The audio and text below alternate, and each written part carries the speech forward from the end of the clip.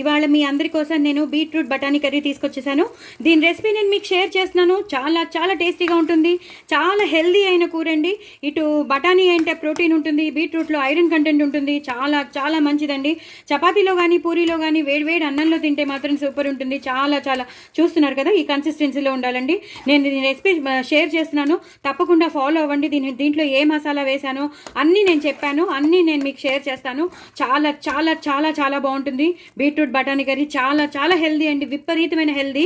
చాలా అంటే చాలా హెల్దీ. మీరు తప్పకుండా బఠానీలు వేసుకుని చక్కగా చేసుకోండి, చాలా బాగుంటుంది. విరివిగా కన్సిస్టెన్సీగా మీరు కన్సిస్టెంట్గా వీక్లీ ట్వైస్ కానీ థ్రైస్ కానీ తింటే మాత్రం హిమోగ్లోబిన్ లెవెల్స్ చాలా పెరుగుతాయి. ఎనీమియా పేషెంట్స్ కూడా చాలా మంచిది. అలాగే ప్రోటీన్ కావాలంటే మాత్రం బఠానీస్ చాలా మంచివి. సో డూ ట్రై ఇట్ అండి. చాలా చాలా హెల్దీ అయిన కూర. నా ఛానల్ సబ్స్క్రైబ్ చేసుకోండి, సపోర్ట్ చేయండి. But very very tasty beetroot బఠానీ కర్రీ. బాయ్ అండి.